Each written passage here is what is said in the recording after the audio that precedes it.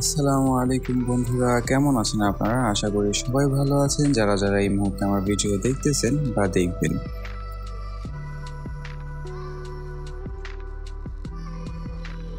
ইতিমধ্যে আপনারা থাম্বনেল দেখে তো বুঝতেই পারছেন কোথায় যাচ্ছি। যারা আমার প্রথম ভিডিও দেখেছেন তারা জানেন যে আমি এসেছিলাম 2500, আর 2500 থেকে ভাবলাম আশেপাশে কোথাও ঘুরে আসা যাক। তো 2500 থেকে প্রায় 18 কিলোমিটার দূরে সোনারগাঁও। আজকে আমরা যাচ্ছি সোনারগাঁওতে। সোনারগাঁওতে আমার কিছুদিন আগেই আসা হয়েছিল। কেন আসা হয়েছিল সেই বিষয়ে আমরা ভিডিও শেষের দিকে কথা বলবো। তো আজকে আমি সোনারগাঁওতে পানাম সিটিতে যাচ্ছি, আর পানাম সিটিতে এই প্রথম আমার যাওয়া হচ্ছে। প্রথমবার যাব, ভিডিও করব, আপনাদেরকে দেখাবো, তাই আমি অনেক বেশি এক্সাইটেড।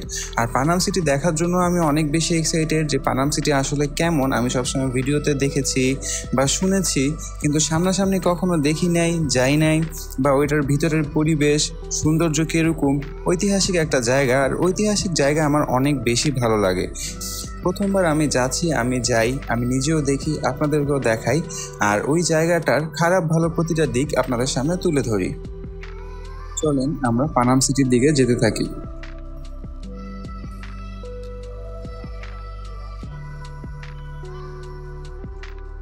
যাওয়ার সময় পথে পড়লো খুবই সুন্দর একটা মসজিদ।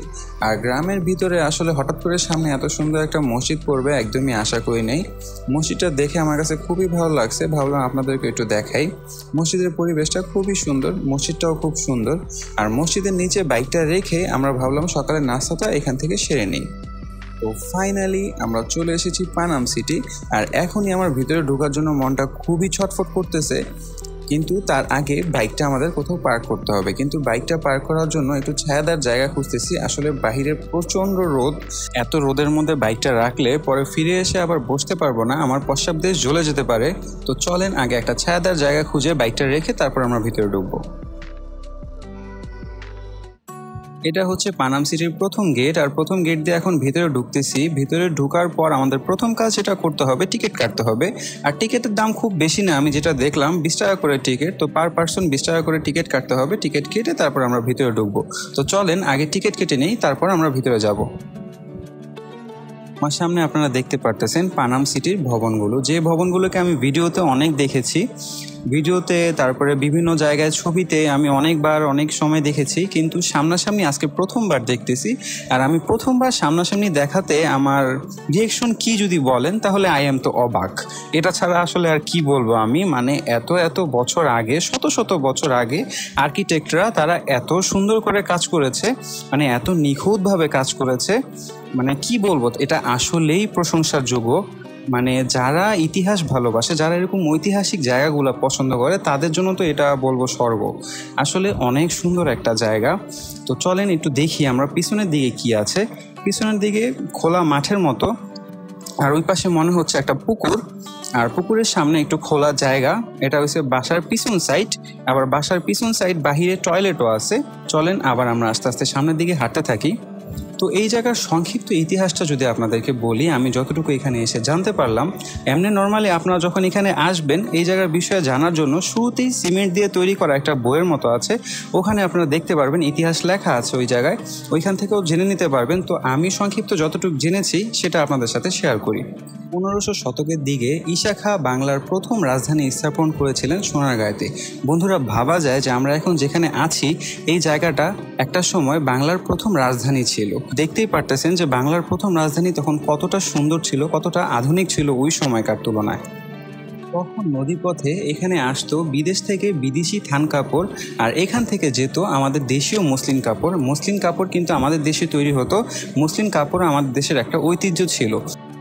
ওই সময় ইস্ট ইন্ডিয়া কোম্পানির বাণিজ্যিক কার্যক্রম ও বন্দোবস্তের ফলে ইউরোপীয় অনুপ্রেরণায় গড়ে ওঠে পানাম নগরী।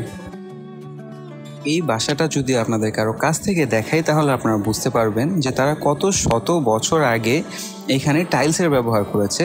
আর দেয়ালে যদি দেখেন কত সুন্দর হাতের নিখুঁত কাজ করেছে। তো চলেন আমরা পরবর্তী বাসার দিকে এগোতে থাকি।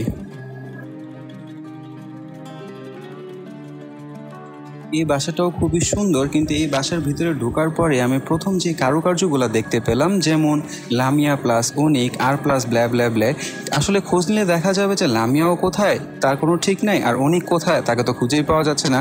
কিন্তু তারা যে কারুকার্যগুলো এখানে করে গিয়েছে সেগুলো কিন্তু এখানে রয়ে গিয়েছে, ঐতিহ্যকে তারা নষ্ট করে গিয়েছে। আসলে আপনারা দয়া করে কেউ এই কাজগুলো করবেন না, ঐতিহ্যকে এভাবে নষ্ট করবেন না।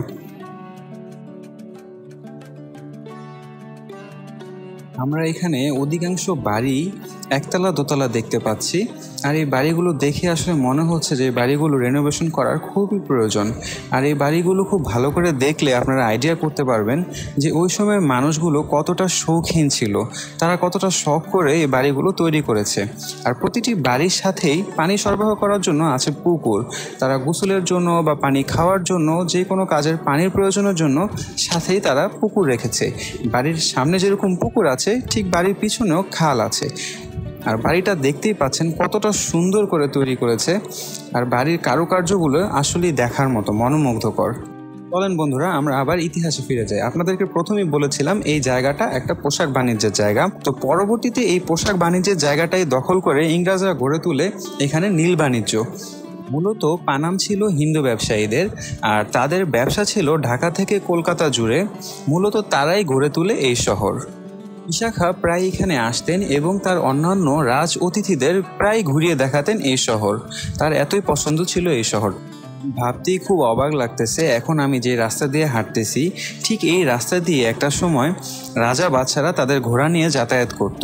আর এই যে বাসাগুলো আমার সামনে দেখতে পাচ্ছেন, আসলে এই বাসাগুলো একটা সময় আরও অনেক বেশি সুন্দর ছিল, কিন্তু 1965 খ্রিস্টাব্দে ভারত পাকিস্তান যুদ্ধের সময় হিন্দু ব্যবসায়ীদের এই বাড়িগুলোই ছিল লুটেরাদের সবচাইতে প্রিয় জায়গা।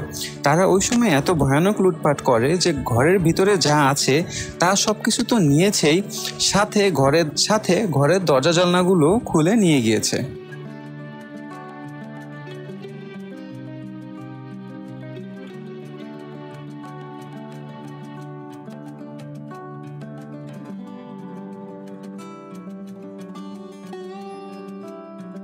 মুক্তিযুদ্ধের সময় হিন্দু ব্যবসায়ীদের ইন্ডিয়ায় চলে যাওয়ায় পানাম একদম খালি হয়ে যায়, আর এরপর থেকেই এই শহরটা এরকম অবহেলিত খালি পড়ে আছে। কিন্তু একটা ভাবার বিষয় হচ্ছে কি, যে আমরা যতই গর্ব করি না কেন, যতই শখ আহ্লাদ করে যত কিছুই তৈরি করি না কেন, একটা সময় আসলে আমরাও থাকবো না, আমাদের সেই শখের করা বাড়িটাও থাকবে না। এটা আসলে ইতিহাস বলে এখনও রয়ে গিয়েছে, কিন্তু আমাদেরটা তো ওরকম বড় কোনো ইতিহাস না, দেখা যাবে আমাদের কোনো কিছুর অস্তিত্বই থাকবে না।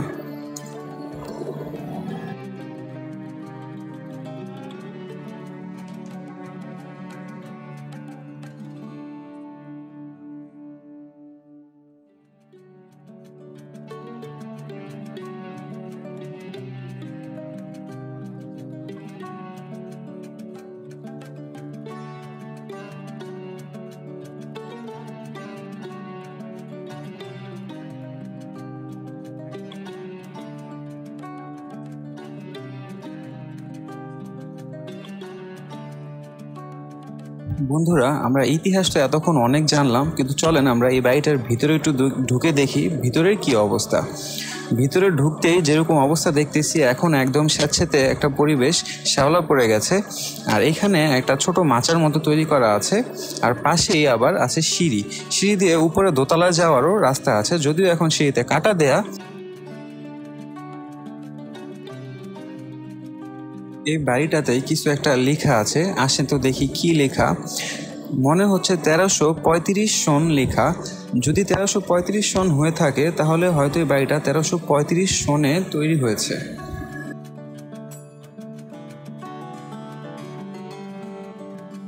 বন্ধুরা, আমাদের পানাম শহর ঘুরে দেখা শেষ, এখন আমরা বের হয়ে যাচ্ছি। কিন্তু আমরা যে রাস্তা দিয়ে হেঁটে বের হচ্ছি বা যে রাস্তা দিয়ে আমরা ভিতরের দিকে ঢুকেছি, যে মাঝখানের যে রাস্তাটা, এই রাস্তাটা কিন্তু শত শত বছর আগে ওই সময় তখনকার প্রধান সড়ক এটাই ছিল। তখনও রাজা বাদশারা বা যারা এখানে ব্যবসায়িক বণিক ছিলেন তারাও এই রাস্তাটাই ব্যবহার করতেন, আর এখনও মানুষ এই রাস্তাটাই ব্যবহার করে। বের হতে চোখে পড়লো কিছু সুন্দর সুন্দর দোকান। চলেন আমরা দোকানগুলো একটু ঘুরে দেখি। দোকানগুলোতে বাসায় সাজিয়ে রাখার মতো বা রুম সাজানোর মতো খুবই সুন্দর সুন্দর জিনিসপত্র রয়েছে, আপনারাও চাইলে এখান থেকে কেনাকাটা করতে পারেন। ঐতিহাসিক পানাম ট্যুর শেষ। এখন আমরা বাসার দিকে চলে যাচ্ছি। আসলে পানাম ঘুরে যেটা বুঝলাম, আপনারা এখানে আসবেন, ঘুরতে আসবেন, জায়গাটা খুবই সুন্দর, খুব ভালো লাগবে আপনাদের কাছে। আর এখানে আসলেই যে আমার হাতের ঠিক বাম পাশে যে জায়গাটা আপনারা দেখতে পাচ্ছেন, এখানে সুন্দর খোলা একটা বড় মাঠের মতো আছে, গাছপালাও আছে। বিকাল টাইমে আপনারা এখানে আসলে এখানে বসে বনভোজনও করতে পারবেন, সেই ব্যবস্থাও এখানে আছে। আশেপাশে হাঁটাহাঁটি করতে পারবেন, দোকানপাট আছে, যা ইচ্ছা কিনে নিতে পারবেন। তো আমরা এখন বাসার দিকে এগোচ্ছি। আমরা আসলে আজকে পানামে আসছিলাম ঘুরতে, প্লাস উদ্দেশ্য ছিল ভিডিও করার, তাই একটু সকাল সকাল বের হয়েছি, নয়তো আমরা একটু আসতাম বিকাল দিকে। আপনাদেরকে আমি সাজেস্ট করবো, আপনারা যদি এখানে ঘুরতে আসেন তো দুপুর দিকে যদি বাসা থেকে বের হন, বিকালের মধ্যে এখানে চলে আসেন, তাহলে আমার মনে হয় সময়টা একদম ঘোরার জন্য বেস্ট একটা টাইম হবে। আমরা তো সকাল সকাল বের হয়েছি, যদিও ভিডিও করতে হবে যাতে একটু ফাঁকা ফাঁকা পাই, এজন্য সকাল সকাল বের হয়েছি। কিন্তু আমরা সকালে এসে যে বিপদে পড়েছি সেটা হলো প্রচণ্ড গরম আর রোদ। মানে মনে হচ্ছে সূর্যি মামা যেন তার 32টা দাঁত বের করে আমাদের দেখে খিলখিল করে হাসতেছে, আর তার অট্ট হাসিতে এদিকে যেন আমরা জ্বলে পুড়ে ছাই হয়ে যাচ্ছি। আচ্ছা, আমরা আবার মেইন টপিকে ফিরে যাই। এখন কথা হচ্ছে, আপনারা যারা যারা পানামে আসবেন তারা কিভাবে আসবেন। আমি তো ডিসক্রিপশনে পানামের অ্যাড্রেস লিঙ্ক দিয়ে দিব, তারপরও আমি আপনাদেরকে সাজেস্ট করবো আপনারা নিজেদের যানবাহন নিয়ে আসবেন। নিজেদের বাইক বা গাড়ি নিয়ে যদি আপনারা আসেন, খুব ইজিলি এখানে আসতে পারবেন। এখানে পার্কিংয়ের সুব্যবস্থা আছে, পার্কিংয়ে রেখে তারপরে আপনারা নিঃস্বাধীন মতো ঘুরে আবার যে কোনো সময় চলে যেতে পারবেন। কিন্তু আপনারা যদি নিজেদের যানবাহনে না আসেন, বাসে বা পাবলিক ট্রান্সপোর্টে আসেন, তাহলে আপনারা যেটা করবেন, আপনারা ঢাকা থেকে চলে আসবেন মোগরাপাড়া চৌরাস্তা একটা জায়গা আছে, ওখানে চলে আসবেন। ওখান থেকে অটো পাওয়া যায়, রিক্সা পাওয়া যায়, যে কোনো একটা কিছুতে করে আপনারা চলে আসতে পারেন পানাম সিটি। ওইখান থেকে অটো রিক্সাওয়ালাকে বললেই হবে, তারা আপনাদেরকে পানাম সিটিতে নিয়ে আসবে। তাহলে তো আপনারা বুঝেই গেছেন পানাম সিটি সোনারগাঁওতে কীভাবে আসতে হবে। আর পানাম সিটি সোনারগাঁওতে আসলে এখানে আসার পরে যে শুধু পানাম সিটিটাই ঘুরে দেখবেন, ব্যাপারটা এরকম না। এখানে ঘুরে দেখার মতো আরও অনেক জায়গা আছে। আশেপাশে খুব সুন্দর সুন্দর আরও অনেকগুলা ঐতিহাসিক জায়গা আছে, জাদুঘর আছে, ওগুলোও ঘুরে দেখতে পারেন। বা আমার ব্লগে যদি আপনারা দেখতে চান, আমাকে কমেন্টে বলবেন, ইনশাআল্লাহ সামনে কোনো ভিডিওতে আপনাদেরকে দেখাবো।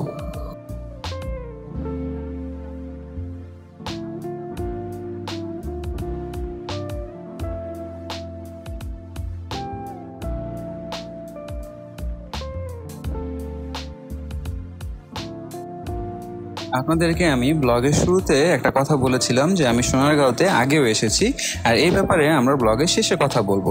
তো চলেন এখন আমরা এই ব্যাপারে কথা বলতে বলতে আগাই। কুরবানি ঈদের দ্বিতীয় দিন আমার বাবা কোনো একটা কাজে এখানে আসেন। তো এখানে আসার পরে তার গাড়িটা নষ্ট হয়ে যায়।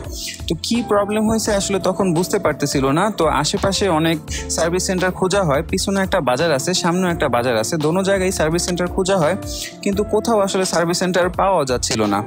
তো তারপরে কোনো রাস্তা না পেয়ে শেষে আমাকে কল করে যে ঢাকা থেকে তোমাকে একটু আসতে হবে আমার কাছে, আমি এখন আসি সোনারগাঁওতে। তখন আমি এখানে আসি। এক্স্যাক্টলি এখন আপনারা যে জায়গাটা দেখতে পাচ্ছেন, এই যে ছোট একটা দোকান দেখা যাচ্ছে, এইখানেই দাঁড়ায় ছিল। তখন আমি এখানে আসি, এখানে আসার পর দেখি কি প্রবলেম হয়েছে, তারপর যেভাবে হোক সেই প্রবলেমটা ঠিকঠাক হয়, তারপরে আমরা এখান থেকে চলে যাই। কিন্তু তখন আমি আসলে জানতাম না যে সোনারগাঁওতে পানাম সিটি ঠিক আমরা যেখানে আসছি এখান থেকে এতটাই কাছে। আমি যদি জানতাম তাহলে হয়তো তখনই ঘুরে যেতাম, কিন্তু ওদিন আসলে ঘুরে যাওয়ার মতো আর সময়ও ছিল না, রাত হয়ে যায়, তার কারণে পরে আমরা চলে যাই।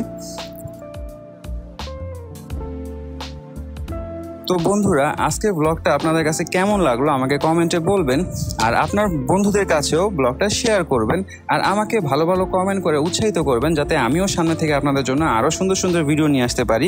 এটা আমার চ্যানেলের দ্বিতীয় ভিডিও, আর আমি চেষ্টা করতেছি আমার ভিডিওকে আরও বেশি ইমপ্রুভ করার জন্য। আপনারা আমাকে সাপোর্ট করবেন, আমার সাথে থাকবেন। পরবর্তী ভিডিওতে আবার আপনাদের সাথে দেখা হচ্ছে, তার আগ পর্যন্ত আপনারা সবাই ভালো থাকবেন। বাই বাই, আল্লাহ হাফেজ।